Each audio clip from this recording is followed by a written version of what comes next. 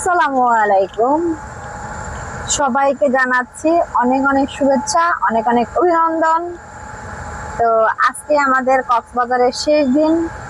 কক্সবাজার আল্লাহ হাফেজ, কক্সবাজার বিদায়। আমরা এখন বর্তমানে বাসে আছি। আমরা আজকে কক্সবাজার থেকে চলে যাচ্ছি টাঙ্গাইলের উদ্দেশ্যে। আলহামদুলিল্লাহ, আমরা যেই কাজে আসছিলাম আল্লাহ তাআলার রহমতে সেই কাজ স্বয়ং সম্পূর্ণ হয়েছে। তো খুব ভালো দিন কাটছে। আপনারা অনেকেই আমাদের ভিডিও, আমাদের ছবি দেখে মনে করতে পারেন যে আমরা শুধু ঘুরতেই আসছি, কোনো কাজে আসি নাই। আমরা অনেক বড় একটা কাজে আসছিলাম, সেটা বলবো, কিন্তু এখন এখানে বলবো না, সেটা টাঙ্গাইলে যাওয়ার পরে বলবো।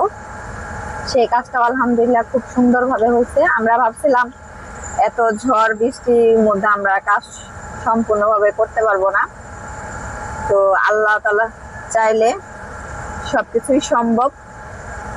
তো তুমি কিছু বলো। যাই হোক, সকল কিছুর জন্য শুকরিয়া, আলহামদুলিল্লাহ। আমরা যে কাজের জন্য এখানে আসছিলাম মূলত, তো সেই কাজটা স্বয়ং সম্পূর্ণ হয়েছে আলহামদুলিল্লাহ।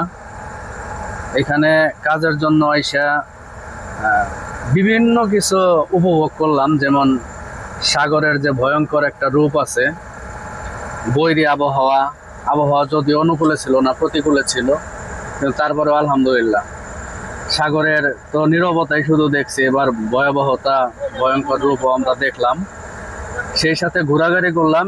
সর্বোপরি আমরা যে কাজের জন্য আসছিলাম, আল্লাহর নিকট আবারও শুকরিয়া, আলহামদুলিল্লাহ সেই কাজটা সম্পন্ন হয়েছে। আমরা গতকালকে চলে যাইতে চাইছিলাম, কিন্তু কালকে রাত্রি পর্যন্ত আমাদের কাজ ছিল, যার কারণে কালকে যাইতে পারি নাই, আজকে যাচ্ছি।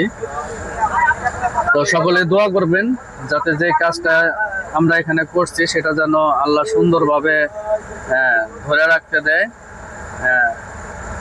এই কথা বলে সকলের দীর্ঘায়ু এবং সুস্বাস্থ্য কামনা করে এখান থেকে বিদায় নিচ্ছি, এবং সকলের প্রতি দৃষ্টি আকর্ষণ করে বলতে চাই, যারা এখনো কক্সবাজার আসেন নাই, এই সময়টাতে এসে দেখতে পারেন। দারুণ একটা ফিলিংস পাবেন, যেটা আর কখনোই পান নাই। মানে এনজয় করতে পারবেন, এনজয়েবল মোমেন্ট হবে সবার জন্য। ধন্যবাদ সবাইকে। আর আমি লাস্টে একটা কথা বলি, যারা আমাদের এই ছবি ভিডিও যারা দেখে মানে জ্বলেন, মূলত হচ্ছে যারা জ্বলেন, তারা না জ্বলে তারা একটু কক্সবাজারে আসেন, বা আপনারা একটু বিভিন্ন জায়গায় ঘুরতে যান। এই জ্বলি বা হিংসি সবার বন্ধ হয়ে যাবে। আমরা কাজ ছাড়া কোথাও যাই না, কাজে আসছিলাম, কাজ শেষ আলহামদুলিল্লাহ, এখন ব্যাক করতেছি। কাজ ছাড়া যারা আসে তারা শুধু মনে করেন যে কি বলবো, যাদের অফুরন্ত টাকা তারাই আসে। আমাদের এত অফুরন্ত টাকা নাই, আলহামদুলিল্লাহ যা আছে আলহামদুলিল্লাহ, আল্লাহর রহমতে আলহামদুলিল্লাহ। তো এই ঘোরাঘুরি করার একটা মেন্টালিটি থাকতে হয়, বা সবার সামনে আসতে হয়। আর যেহেতু আমরা অনলাইনে কাজ করা শুরু করছি, অনলাইনে কাজ করি, তো ভালো মন্দ মিলেই সবকিছু।